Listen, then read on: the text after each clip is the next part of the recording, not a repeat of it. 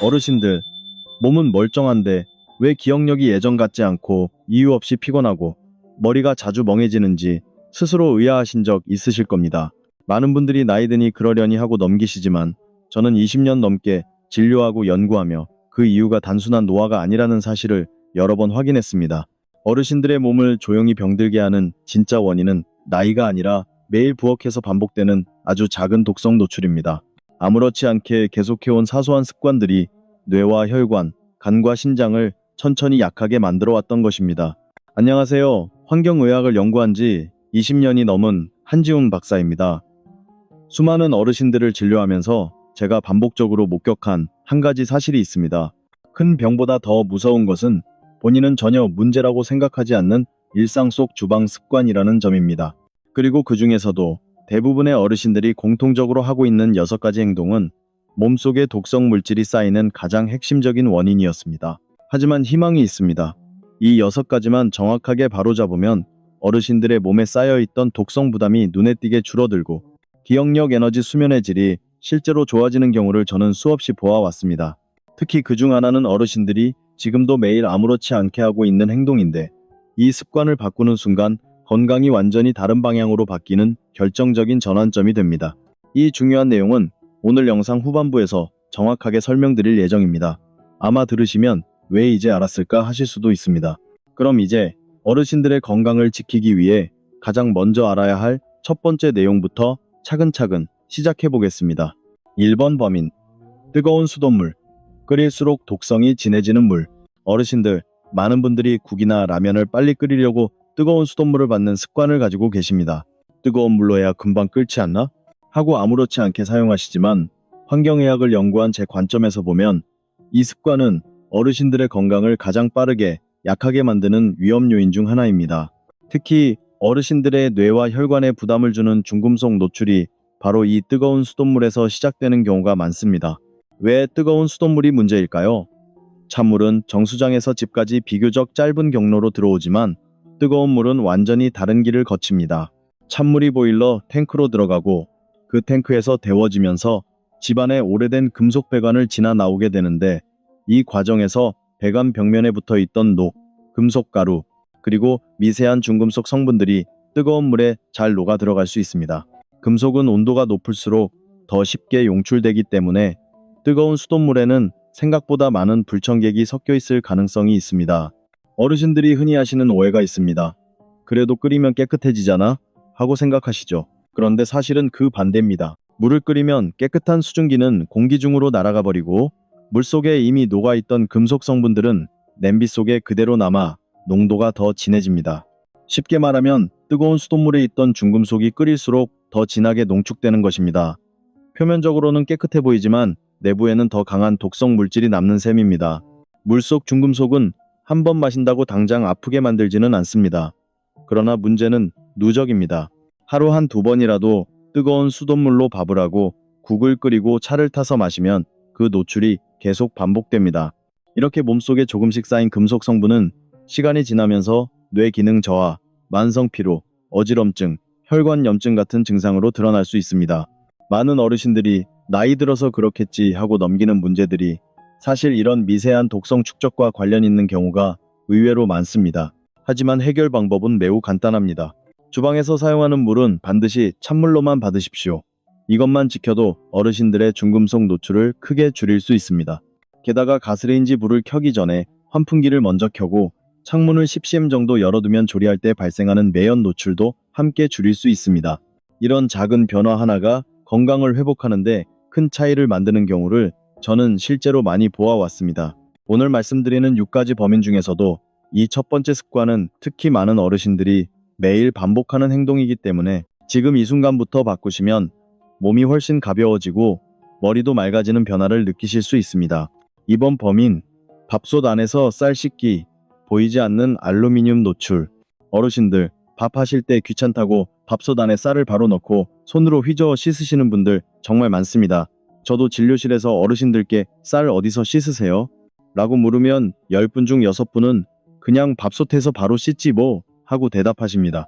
그런데 이 습관이야말로 어르신들 몸속의 알루미늄 축적을 빠르게 높이는 가장 위험한 행동 중 하나입니다. 왜 그럴까요? 쌀을 씻을 때 어르신들이 손으로 꽉 눌러 비비고 휘저으면서 씻는 과정은 마치 사포로 표면을 긁는 것과 비슷한 원리를 가지고 있습니다. 쌀알이 단단하기 때문에 밥솥 안쪽 코팅층을 계속해서 긁어내게 되고 눈에 보이지 않는 미세한 코팅 가루가 조금씩 떨어져 나옵니다. 겉으로는 멀쩡해 보이지만 내부에서는 이미 코팅이 손상되기 시작한 것입니다.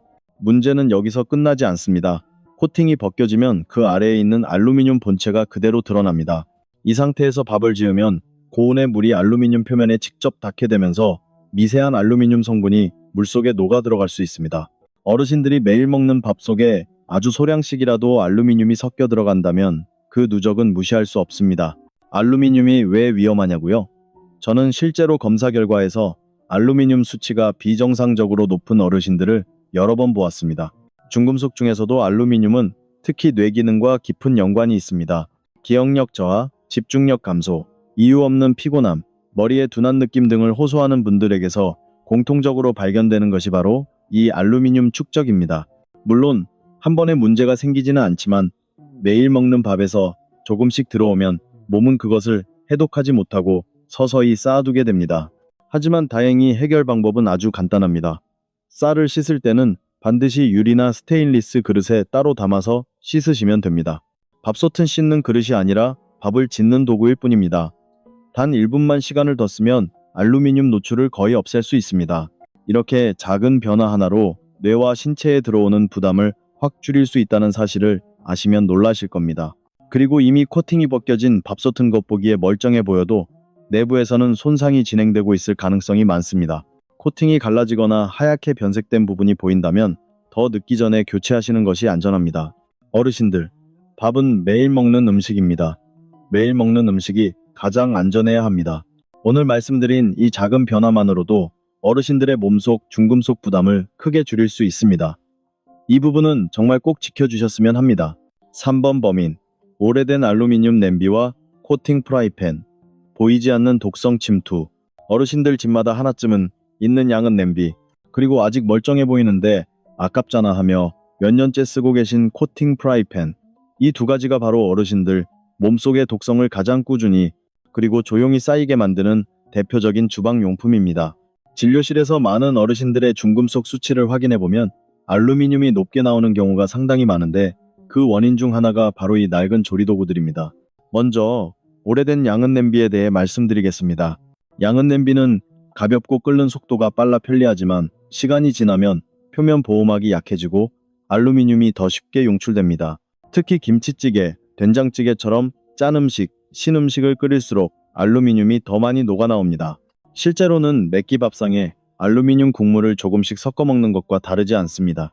이렇게 장기간 먹게 되면 뇌와 신경계에 부담을 줄 수 있고 일부 어르신들이 호소하시는 만성피로, 두통, 집중력 저하가 이런 노출과 관련이 있는 경우도 적지 않습니다. 프라이팬은 더 심각할 수 있습니다. 많은 분들이 코팅이 벗겨지지 않았으니 괜찮다고 생각하시지만 이 코팅의 실제 수명은 길어야 1년입니다. 겉보기에는 멀쩡해도 내부 코팅층이 열과 마찰로 약해지면서 미세하게 벗겨지기 시작합니다. 문제는 우리가 눈으로 볼 수 없다는 것입니다. 벗겨진 미세 코팅 조각은 음식에 섞여 들어갈 수 있고 높은 온도에서 코팅에 포함된 화학 성분이 음식 속으로 스며들 가능성도 큽니다. 특히 프라이팬을 예열할 때 연기가 살짝 올라오는 경험 있으시죠? 이때 이미 코팅 성분이 공기 중으로 증발하거나 음식에 스며드는 과정이 일어나고 있을 수 있습니다. 저는 실제로 오래된 프라이팬을 계속 사용하던 분들이 교체 후 몇 달 만에 속쓰림, 두통, 입안 쓴맛 등이 개선되는 사례를 여러 번 보았습니다. 그렇다면 어떻게 해야 할까요? 해결은 간단합니다. 프라이팬은 6개월에서 1년 사이에 주기적으로 교체해야 합니다. 아무리 멀쩡해 보여도 내부 코팅은 이미 약해져 있을 가능성이 높습니다. 그리고 알루미늄 냄비는 코팅이 벗겨지거나 바닥이 하얗게 일어난다면 더 이상 사용하지 않는 것이 안전합니다. 스테인리스나 세라믹 등 안전한 재질의 냄비로 바꿔주시는 것이 좋습니다. 어르신들, 주방은 매일 사용하는 공간입니다. 그리고 매일 사용하는 도구가 안전하지 않다면 아무리 좋은 음식을 먹어도 몸은 계속 부담을 받습니다. 조리도구를 바꾸는 작은 결정이 어르신들의 건강을 지키는 가장 확실한 투자라는 점 꼭 기억해 주셨으면 합니다. 4번 범인, 나무 조리도구, 보이지 않는 곰팡이와 세제 흡수. 어르신들 댁에 한 번쯤은 나무 국자, 나무 주걱, 나무 젓가락이 있으시죠? 많은 분들이 플라스틱보다는 낫겠지, 쇠보다는 부드럽지 하고 안심하며 사용하시는데, 사실 제가 진료에서 가장 자주 발견하는 문제 중 하나가 바로 나무 조리도구에서 비롯되는 보이지 않는 독성입니다. 특히 나무는 겉으로 보기에는 깨끗해 보이지만 그 안쪽에서는 우리가 전혀 알지 못하는 일들이 일어나고 있습니다. 나무는 기본적으로 스펀지와 같은 구조를 가지고 있습니다. 표면이 거칠고 작은 구멍들이 많아 설거지를 할 때 사용한 세제를 그대로 흡수해버립니다. 어르신들이 깨끗하게 닦았다고 생각해도 그 세제 성분은 나무결 사이에 그대로 스며든 채 남아있게 됩니다. 그리고 다음날 뜨거운 국물을 저을 때 어제 빨아들인 그 세제 성분을 국물 속으로 다시 뱉어내는 것입니다.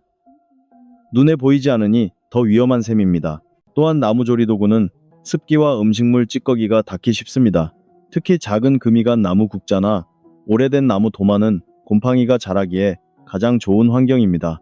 이 곰팡이 중 일부는 아플라톡신, 에이플라톡신이라는 독소를 생성할 수 있는데, 이 물질은 간에 큰 부담을 주며 국제적으로도 1급 발암물질로 분류될 만큼 위험합니다.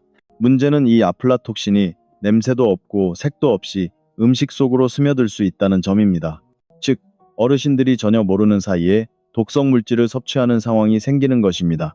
저는 실제로 나무 도마와 나무 조리도구를 오래 사용하던 분들이 간 기능 수치가 서서히 악화되었다가 조리도구를 바꾼 이후 호전되는 사례를 여러 번 보았습니다. 물론 모든 어르신에게 똑같이 나타나는 것은 아니지만 매일 사용하는 조리도구라는 점을 고려하면 이 위험을 방치할 이유는 전혀 없습니다. 그렇다면 어떻게 해야 할까요? 가장 안전한 선택은 스테인리스나 식품용 실리콘 조리도구를 사용하시는 것입니다. 스테인리스는 단단하고 흡수성이 없어 세제나 곰팡이가 스며들 염려가 없고, 실리콘은 좋은 제품이라면 고온에서도 안정적으로 사용할 수 있습니다. 단, 실리콘 제품은 반드시 식약처 인증 또는 안전마크가 있는 제품을 고르는 것이 중요합니다.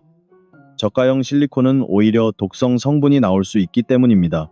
어르신들, 나무 조리도구는 그 자체로 나쁘지 않습니다. 하지만 시간이 지나 변색되거나 금이 가거나 냄새가 배기 시작하면 그 즉시 버리는 것이 좋습니다. 조리도구는 아깝다고 오래 쓸수록 몸이 더 큰 값을 치르게 됩니다.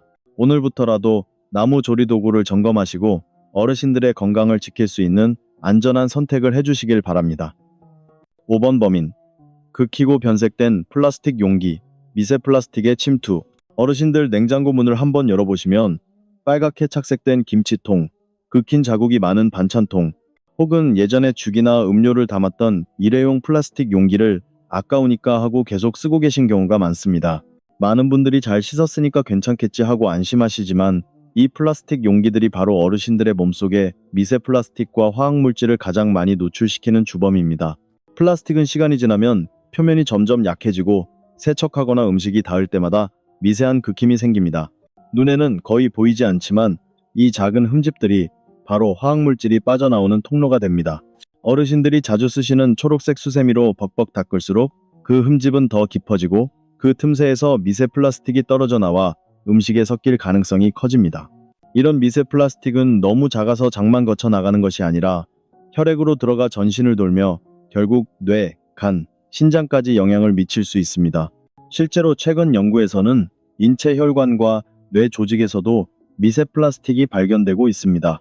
저 또한 검사를 통해 전신 염증 수치가 높은 어르신들 중 플라스틱 용기를 오래 사용한 분들이 많다는 사실을 여러 번 확인했습니다. 어르신들이 자주 느끼는 만성 피로, 이유 없는 두통, 소화불량, 몸이 무거운 느낌 등이 미세 플라스틱과 관련 있을 가능성도 충분합니다. 문제는 이 과정이 조용하고 서서히 진행된다는 점입니다. 플라스틱 냄새가 나지 않아도 깨끗해 보이더라도 이미 내부에서는 변형과 화학물질 방출이 일어나고 있을 수 있습니다. 특히 색이 변한 플라스틱 용기, 오래된 일회용 용기를 재사용하는 습관은 아주 위험합니다. 김치 국물이나 된장, 고춧가루가 배인 붉은 플라스틱 통은 이미 구조가 약해져 미세 플라스틱 방출이 더 쉽게 일어날 수 있습니다. 여기에 뜨거운 음식을 담으면 문제가 더욱 커집니다. 온도가 높을수록 플라스틱 속 화학 성분이 더 빨리 녹아 나오기 때문입니다. 해결 방법은 매우 간단하면서도 확실합니다. 플라스틱 용기는 긁힘 착색 변형이 보이면 즉시 버리십시오. 안전하게 사용하려면 오직 두 가지 재질을 권해드립니다. 바로 유리와 도자기 사기입니다. 이 두 재질은 변형이 없고 미세 플라스틱이나 화학물질이 녹아 나올 우려가 거의 없어 가장 안전합니다. 스테인리스 용기도 가능하지만 음식 맛이 변할 수 있어 반찬 보관에는 유리나 사기가 더 적합합니다. 어르신들, 건강을 지키는 데에는 거창한 변화가 필요하지 않습니다. 매일 사용하는 반찬통, 국통, 보관 용기를 안전한 재질로 바꾸는 것만으로도 몸속 독성 부담은 눈에 띄게 줄어듭니다. 오늘 저녁 냉장고를 한 번만 정리해 보십시오. 그 작은 행동 하나가 어르신들의 건강을 지키는 가장 빠르고 확실한 시작입니다. 6번 범인, 통조림과 믹스커피 봉지, 뜨거운 음식에 녹아드는 화학물질. 어르신들, 식탁에서 가장 자주 쓰는 것 중 하나가 바로 참치, 고등어 같은 통조림류입니다. 간단하고 맛있고 보관도 편해서 많은 분들이 애용하시지요. 그런데 제가 진료실에서 어르신들께 가장 많이 설명드리는 부분이 바로 통조림을 여는 순간부터 조심해야 한다는 사실입니다. 통조림을 딱 따면 치익하는 소리가 나죠.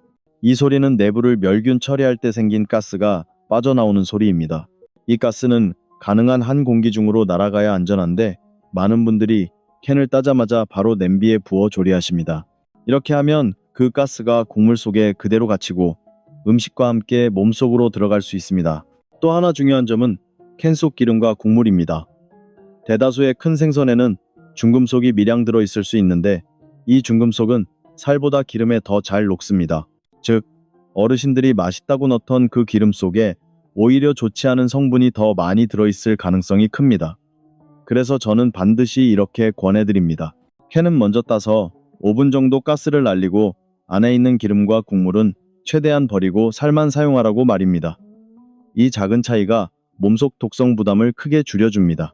그리고 많은 어르신들이 식사 후 즐겨 드시는 믹스커피에도 문제가 숨겨져 있습니다. 급히 마시려고 믹스커피 봉지로 그대로 저어 드시는 경우가 정말 많습니다. 하지만 이 행동이 꽤 위험할 수 있습니다. 커피 봉지 겉면에 인쇄 잉크, 그리고 안쪽에 얇은 비닐 코팅은 뜨거운 물과 만나면 화학 성분이 녹아 나올 수 있기 때문입니다. 80, 90도의 물에 바로 닿으면 미량의 물질이라도 음식 속으로 스며들 수 있고 이것이 반복되면 몸에 부담을 줄 수 있습니다. 해결 방법은 너무나 간단합니다. 통조림은 먼저 여러 가스를 날리고 기름은 버리고 믹스커피는 반드시 금속 스푼으로 저어 드세요. 어르신들의 건강은 작은 습관 하나에서부터 지켜집니다. 이러한 습관을 바꾸는 데는 10초도 걸리지 않지만 건강에는 큰 변화를 가져올 수 있습니다. 어르신들, 지금까지 말씀드린 6가지 범인이 몸속에 독성을 쌓이게 하는 원인이라면 이제부터 말씀드릴 4가지 음식은 그 독성을 몸 밖으로 밀어내는 강력한 해독 도구입니다. 저는 20년 동안 많은 어르신들의 식습관을 살피고 검사해 오면서 특정 음식들이 중금속과 염증성 독소를 줄이는데 실제로 도움을 준다는 사실을 여러 번 확인했습니다. 약이 아니라 자연 그대로의 식재료로도 충분히 몸은 회복할 수 있다는 뜻입니다. 가장 먼저 소개해 드릴 것은 사과, 특히 껍질째 먹는 사과입니다. 많은 분들이 농약이 걱정돼서 껍질을 깎아 드시지만 사실 사과의 해독 작용은 대부분 껍질에 집중되어 있습니다. 사과 껍질에는 팩틴이라는 끈끈한 섬유질이 풍부한데 이 성분이 바로 몸속에서 돌아다니는 납, 수은, 알루미늄 같은 금속 성분을 단단히 붙잡아 대변으로 끌고 나가는 역할을 합니다. 단, 껍질을 안전하게 드시려면 물에 5분 담그기, 밀가루로 문질러 씻기 이 2단계만 기억하시면 됩니다. 간단하지만 효과는 확실합니다. 특히 아침 식사 30분 전에 사과 1개가 가장 좋습니다. 위장이 비어 있을 때 팩틴이 먼저 장을 코팅해주기 때문입니다. 두 번째는 마늘. 하지만 익혀 먹어도 효과가 줄지 않게 만드는 10분 법칙을 꼭 기억하셔야 합니다. 생마늘에는 알리신이라는 강력한 해독 성분이 있는데 이 성분은 마늘을 썰거나 다진 뒤 공기와 만나야 활성화됩니다. 그래서 마늘을 다진 뒤 10분만 그대로 두면 알리신이 충분히 생성되고 이후에 볶거나 끓여도 효능이 거의 사라지지 않습니다. 특히 마늘 속 풍부한 유황 성분은 간 해독 작용을 돕는데 반드시 필요한 재료입니다. 간이 튼튼해야 중금속도 잘 처리할 수 있기 때문에 마늘은 어르신 해독 식단에 꼭 들어가야 합니다. 세 번째는 미역과 다시마입니다. 어르신들이 미역국은 자주 드시지만 그 해독 원리를 정확히 알고 드시는 분은 많지 않습니다.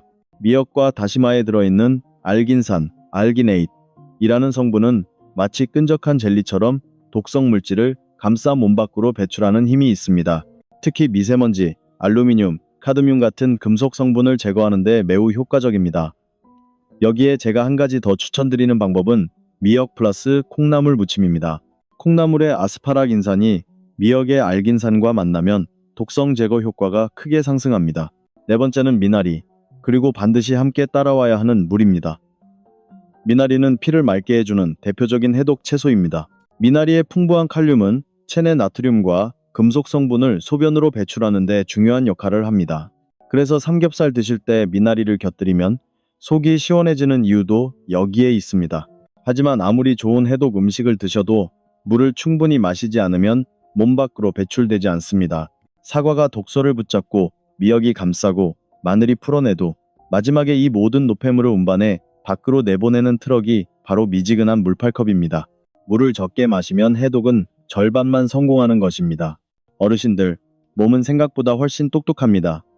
나쁜 것을 멈추고 좋은 것을 채워 넣으면 금방 회복의 신호를 보냅니다.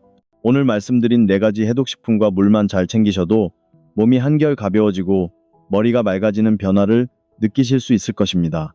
어르신들, 오늘 제가 말씀드린 6가지 주방 습관과 해독 4대 천왕은 결코 어려운 내용이 아닙니다. 하지만 이 작은 변화들이 어르신들의 몸을 지키는 데 얼마나 큰 힘을 발휘하는지는 저는 20년 넘게 진료하면서 수없이 확인해 왔습니다. 몸은 늘 신호를 보냅니다. 기억력이 예전 같지 않고 이유 없이 피곤하고 머리가 무겁고 소화가 더딘 느낌이 계속된다면 그것은 단순한 나이가 아니라 몸이 지금 좀 쉬고 싶다고 보내는 조용한 경고일 수 있습니다. 좋은 소식은 우리 몸은 생각보다 훨씬 강하고 회복력이 뛰어나다는 사실입니다. 나쁜 습관을 멈추고 올바른 방법으로 바꿔주기만 해도 몸은 금방 반응하기 시작합니다. 독성이 쌓이는 길을 끊고 자연의 음식으로 조금씩 밀어내기 시작하면 머리가 맑아지고 잠이 깊어지고 피로가 줄어드는 변화를 많은 분들이 직접 경험하셨습니다. 어르신들에게도 분명히 그 변화가 찾아올 수 있습니다. 오늘 배운 것 중 단 하나만이라도 실천해 보십시오. 뜨거운 수돗물 대신 찬물 쓰기, 밥솥에서 쌀 씻지 않기, 낡은 프라이팬 정리하기. 이런 작지만 정확한 선택들이 앞으로의 건강을 완전히 바꿉니다. 어르신들의 몸은 어르신들이 지키는 것입니다. 이 영상을 혼자만 보지 마시고 배우자분께 자녀분들께 꼭 공유해 주세요. 이거 정말 중요하더라. 너도 한번 봐라. 하고 한마디만 건네주셔도 가족의 건강이 함께 지켜질 수 있습니다. 저는 앞으로도 어르신들의 삶에 도움이 되는 정확하고 실천 가능한 건강 정보를 꾸준히 전해드리겠습니다. 오늘 말씀드린 내용 꼭 실천하시고 더 건강한 내일을 맞이하시길 바랍니다. 감사합니다.